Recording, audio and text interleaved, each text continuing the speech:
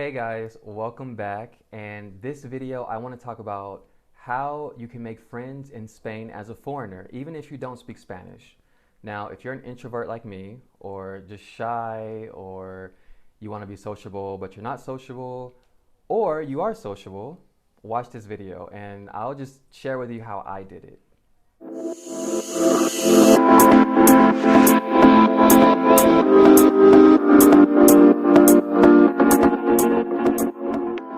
Yes, it's a lot easier to make friends if you find people that are like you, Americans, or if you're, from whatever country you come from, it's easier.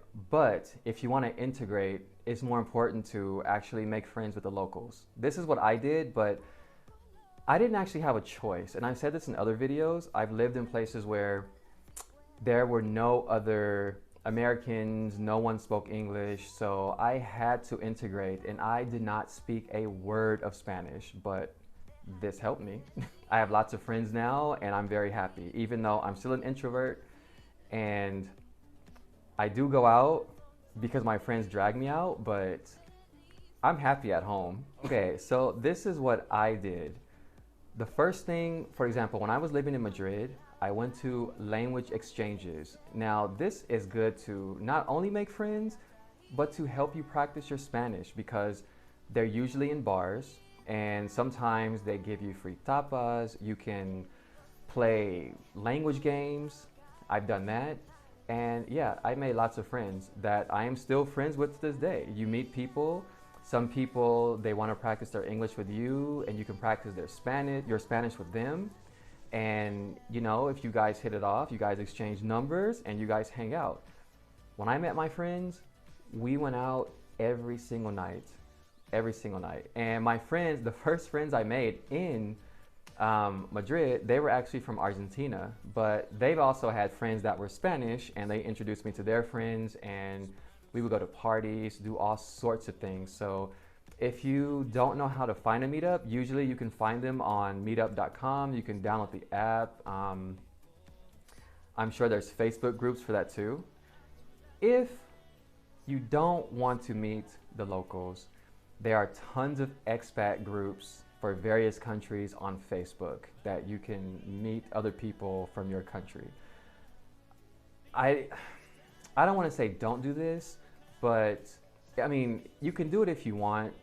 But again, if your goal is to meet other people that are Spanish, I would make more friends that are Spanish. Now, another thing you can do, and I know it may sound weird, maybe not, are dating apps. Yeah, I know.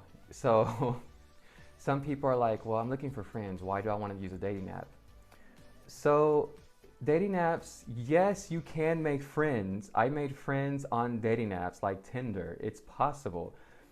You just make it clear that you're looking for friends and people that are interested, they'll talk to you. So a lot of the friends that I made were generally people that were looking to improve their English. So they were like, yeah, let's go get a coffee or a beer or something and let's practice. And that's what I did.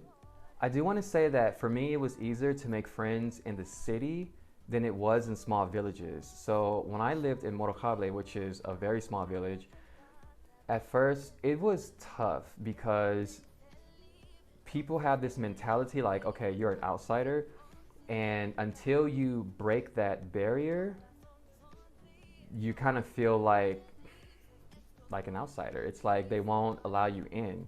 So it took me a couple months to adjust, and now it's different. Now the people in the village, they like me, I hang out with them, but I no longer live in the village, but I still keep in contact with my friends.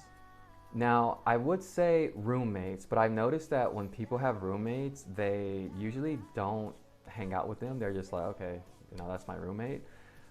But if you have roommates, try to be friends with them. That's another way.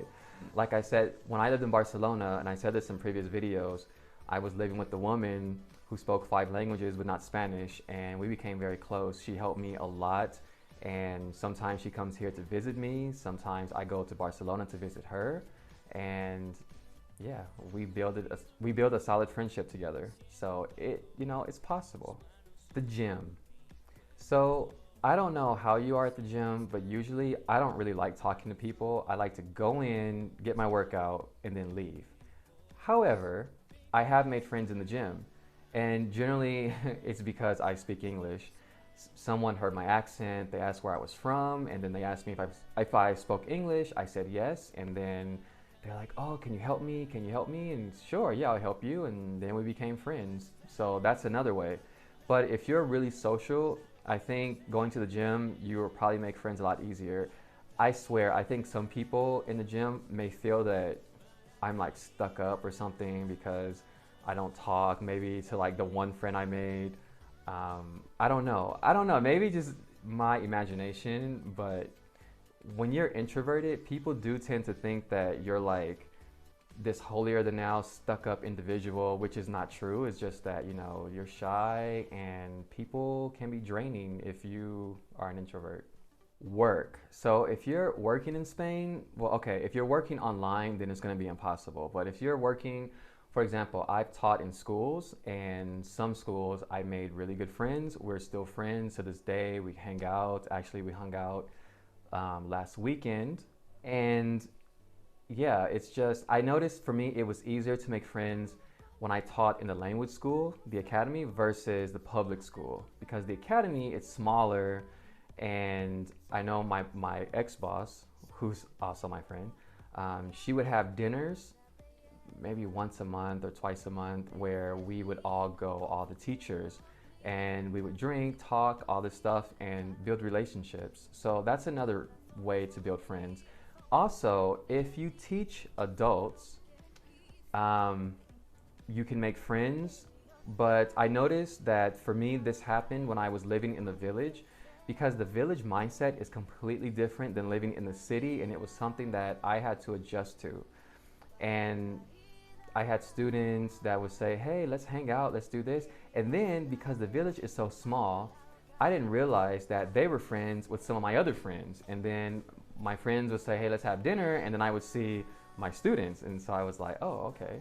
And also, if you go to the club to go dance, in the village I was living in, there was only two, you would always see your students. Even if you taught kids, you would see their parents at the club too. So for me, that was kind of weird. And circumstances, I mean, I made friends by getting lost in a small town in Barcelona. I made friends, and I didn't speak Spanish at the time. They didn't speak English, and they were asking me for help. They were asking if I needed help because I looked completely lost, and we had to use Google Translate. And yeah, now we don't need it. We can speak normally, but yeah, we were friends. So that's pretty much everything I did. Now, I would say for me, it was difficult to actually go out and talk to people because not only was I nervous, but then I had to deal with the language barrier and another culture. And I was seriously like, can I do this? I would stay in my house for days, and my mother, she would say, "Okay, you need to go out. You need to breathe fresh air." And I would go out, and I would say, "Okay, I'm gonna go here. I'm gonna go to this language exchange in this bar, and I'm gonna talk to people." And I would literally come up to the door and go back home. It took me forever. But when I finally did it, I was like, okay, it's worth it. It's worth it. So that's pretty much it. But you just have to go out and do it. I would say I have no regrets. It was good because I like all of my friends. I even have friends that subscribe to my channel and they don't speak English and they watch my videos. Anyway, I hope you have a good day, a good week, and I will see you next week in another video. Okay? Have a good day. Hasta luego. Ciao.